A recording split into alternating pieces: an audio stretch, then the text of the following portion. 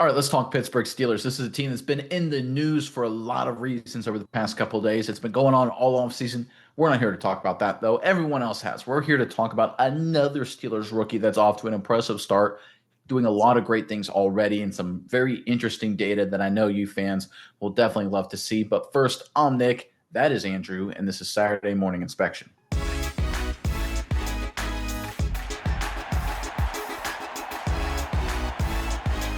When it came to the Pittsburgh Steelers this offseason, everyone was focused on the quarterback position. And look, I get it. It's the most important position on the field with one of the greatest players of all time now coming to Pittsburgh and all the rumors and speculation flying around. We understand, we get it. But we know you Steelers fans, you think deeper than this. We hear you guys all the time in the comment section.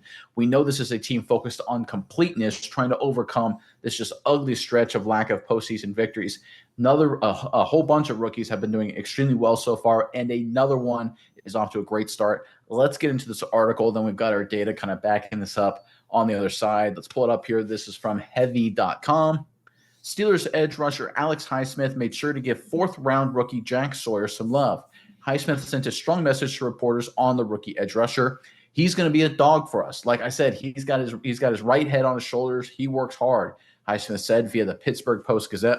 He's got the right mindset. It's been cool being able to interact with him and help him out. I came in as a rookie, and TJ and Bud helped me out a lot as well. That's one thing I want to be able to pour into the new guys that are coming in. Now, this story, as some people who may be super familiar with this specific one, is a few days old. We kind of wanted the quarterback situation to kind of die down before we cover this specifically, just because we know a lot of things were just going to be captivated by the Aaron Rodgers drama and everything like that. But it's very clear that the Steelers, if you listen to the leadership, if you listen to the players, the veterans, they really, really like Sawyer. And what's not to like? Team captain, clutch performer, Ohio State national champion, really across the board. This draft class from the Pittsburgh Steelers hit it out of the park with so many of these guys, whether it's a first round pick or whether it's you go to the very end with a guy like Will McCord. Across the entire draft class, they've done a great job, and Sawyer getting praise as well should surprise nobody, because when you look at his data and compare him against top edge rushers from first round edge rushers, he doesn't just compare okay to them. He's in a lot of cases better than those guys. Let's go ahead and pull up our first chart right here. And this is a lot of data to throw at you, so bear with me. But this is comparing Jack Sawyer versus first-round edge rushers, right? So if working from left to right on the screen, we've got Abdul Carter, who was a first-round pick, obviously. We got James Pierce Jr., Shamar Stewart, both first-round picks. And then on the far right, we've got Jack Sawyer to kind of round everything out. He obviously selected in the fourth round. And we looked at the last year's stats, according to PFF, their analytics, for the overall defense grade, that's in blue for all these guys. The run defense grade, that's in red for all these guys. And then the pass rush grade, that's in that gold color for all these guys. And you can see, look at Jack Sawyer's numbers on the far right there. He is significantly better than Shamar Stewart. He is a little bit better than James Pierce. And he's not that far off from Abdul Carter, right? And Abdul Carter is like the next Micah Parsons, supposedly. Now, we'll have to see if it ends up being that good. But that's what he was touted as. But if you look at Sawyer, fourth-round selection, right? Big difference in value here, but when you look at the data and look at the analytics, he's better than a lot of these guys. And when you even put the analytics to the side and just say, hey, what about raw production? It continues to look great. Let's go ahead and go into our next chart here. This is, again, comparing the same guys, Carter, Pierce, Stewart, with Jack Sawyer, and we look at raw production as an edge player last season. We're looking at pressures. We're looking at sacks. We're looking at stops. This is according to PFF. And you can see right here, when it comes to pressures, Jack Sawyer, it's really him and Abdul Carter and then nobody else. How about sacks? Him and Abdul Carter. Pierce isn't too far behind, but really it's him and Abdul Carter. Again, top 10 pick. And stops, you can see Abdul Carter leads the way here, but Jack Sawyer right there with James Pierce Jr. and head of Shamar Stewart. For those of you who aren't familiar, stops is a PFF statistic, a play made by the defender that was a loss for the offense. So, for example, if it's 3rd and 2 and he runs up the middle and gets 1 yard, it's now 4th down. That's a win for the defense, loss for the offense. That's a stop. If it's 1st and 10 and he runs for 4 yards and you make the tackle, that's not a stop. 4-yard run on first down is a win for the offense. So that's how PFF breaks down that kind of stuff. You want to see a lot of stops, obviously, on the defensive side, and Sawyer brought them in spades for the Ohio State defense last year. A lot of people, when they look at this edge draft class, there's a lot of big name guys. Abdul Carter leading the charge. James Pierce Jr. out of Tennessee. Shamar Stewart, a lot of people liked, although you look at his numbers, really not that good. I know you talked to Bengals fans who selected him. They're like, hey, we really don't like the move there, but we'll have to see how it all shakes out for Cincinnati. But it's very clear that the Steelers got something special in Sawyer. The data supports it, both from a production perspective and an analytical perspective. The players look at this, the veterans, and say he's going to be a great player good captain guy, right head on his shoulders. He's going to be a dog for us. Across the board, it's very clear the Steelers have yet another rookie star. We've covered like 5 Steelers rookies, it seems, up to this point, and almost every single one of them is doing great things. This has a chance to be, I know it's early and it's OTAs, I get it, but this really looks like it has a chance to be an all-time Steelers class, depending how it all shakes out.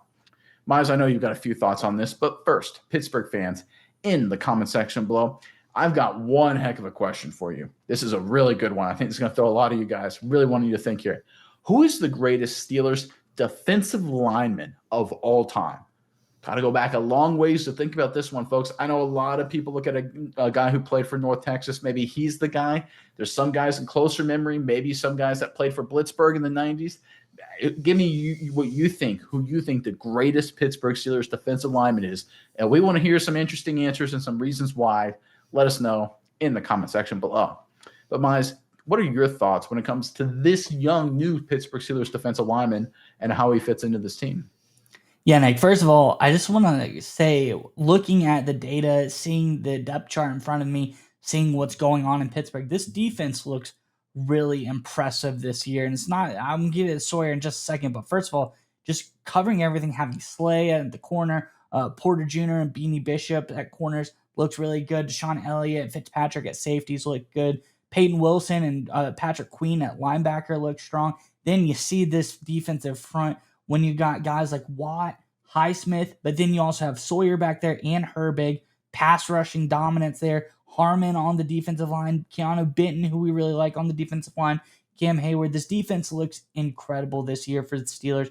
So I really like when it's a really good defense. These are all guys who know how to play at a high level. And you got your stars, guys like Alex Highsmith, who I'd say is a rising star. There's so many stars on the defense, but it's hard to say who isn't a star anymore. But Highsmith, one of those guys coming out, really noticing Sawyer, talking about how he's really good. He wants to, bring him under his wing because we saw what Bud Dupree and TJ Watt did when they brought Highsmith under his wing, how well he turned out. And then Highsmith, Watt, bring Herbig under their wing. We saw how he turned out. So I think Sawyer being a guy, really great pass rushing grades, almost a 90 pass rushing grade last year in college, showing that he's doing a lot of really good things coming into a Steelers offense who's ready to bring up another young pass rusher. I think we're going to see some impressive stuff out of Sawyer. He's going to be in a rotation. He's not going to start over Watt or Highsmith unless injuries happen, but I think we're going to see something really, really interesting out of Jack Sawyer early on. But the point you bring up about how he stacks up against these other guys, it doesn't surprise me that he's on the same level as some of these first-round picks because the Steelers have an innate ability to get really great pass rushers. Don't know how they do it, don't know what they look for in their selection process, but this guy is stacking up against the best of the best.